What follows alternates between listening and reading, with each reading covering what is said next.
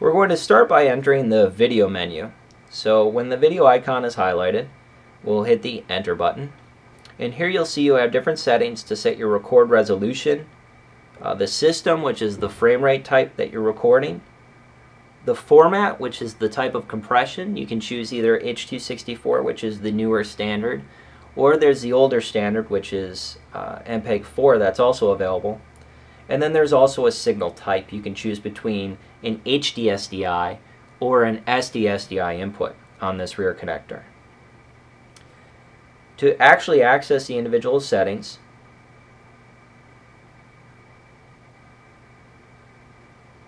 we'll re-enter the menu here.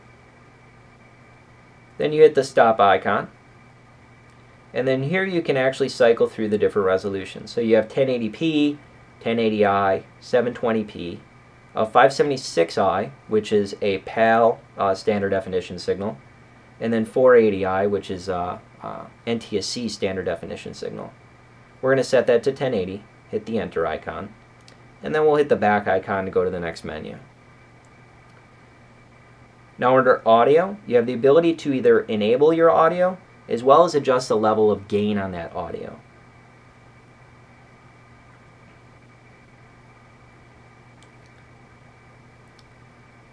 Now the record menu has a lot of different options. Your first setting is quality, and that's the overall video quality, which is determined mainly by the bit rate that you're recording. Right now it's set to max, and in that max bit rate, we're going to record the maximum bit rate possible to these flash drives based on the speed and the information in the video itself. And you can decrease the bit rate if you want to lower the quality of your video and save file space. Otherwise, you can keep it set to max for the maximum video quality, even though the files are going to be a little bit larger.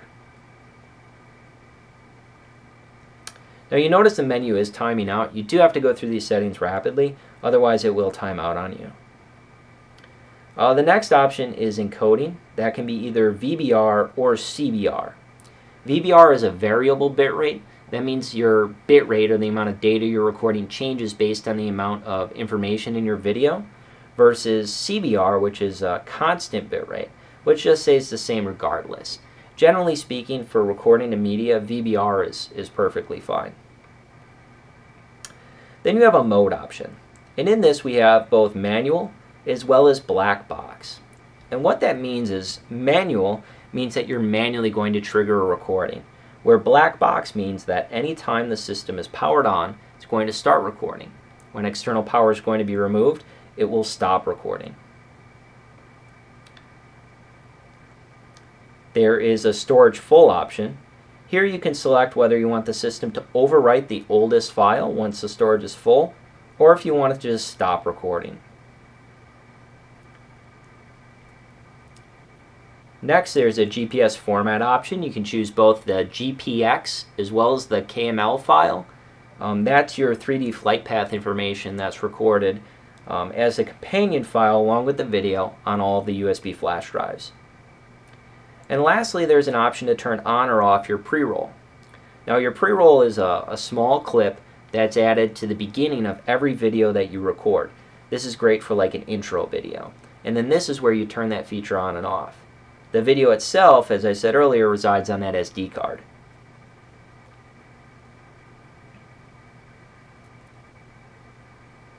Next, we'll go into the OSD menu. And OSD stands for on-screen display. Here you have the ability to turn on and off a wealth of on-screen information. You can turn on and off a full-color logo, which also is on that SD card, time and date information, your speed, altitude, heading, coordinates. Then there's also G-force data. So you can have XYZ current, your min and your max data, as well as custom data that you choose to overlay. Now each of these settings has different format options, as well as different options for position. You can determine the X and Y coordinates within the video. You can determine the color, the overall size, and the format of the data itself. For instance, under speed you have miles per hour, kilometers per hour, or knots. And you can do that for all of the various settings here. Next we'll go into system, which is just the general system information. So you have a time and date which you can set, a boot mode, which allows a lot of different boot mode operations. You have a manual. Manual boot mode means that you're manually going to turn the system on and off regardless of external power. On power means that whenever external power is on the unit, such as the aircraft powering up or down, the system is going to turn on or shut down without any user input. And lastly, there's power up, meaning that when aircraft power turns on, so does the system, and the system will stay on battery power even when aircraft power is turned off until you manually shut it down. So we're going to set that to on power. You also have the option to turn the LCD off or set it to a timer so that it turns off after a set period of time. You can flip it just in case you want to mount the unit upside down. You can turn on and off that audible indication. And then you have some settings for your GPS. This is your baud rate, which you can set depending on what system you're connected to. For a 1 Hz GPS, if you're using the Garmin 18X, it's 4800 for a baud rate. If you're using like a Garmin 696, usually that's 9600 for a baud rate. The 5 Hz GPS is 19200. And then if you're connecting to any of our Automator products that automates based on GPS, that is 384. And you'll notice the menu timed out again. Like I said, you got to be quick when going through this.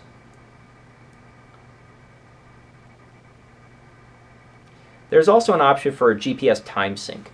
And what that does is take the time information from the GPS signal and synchronizes the system time with that time, which is helpful especially in the GPX file when you're recording that time information along with the video. Also, when you have a time date overlay, that allows you to coordinate multiple units in synchronous that can be mounted in even various aircraft.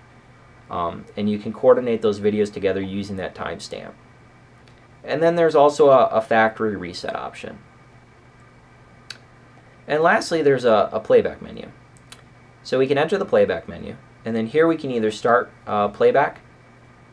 We can determine the actual output, whether we want it to display here or through that composite output. And then we can also delete all our drives. So if we start the playback menu, that'll actually go in the last file that was recorded. And you'll see the list here, and you can select whichever one you like to play back. And then these are all titled based on the time and date of that individual recording. And then we'll just go back to the main menu here. So that's all of the menu settings. Give you a rough idea of what the system can do and how it can be configured for a lot of different applications.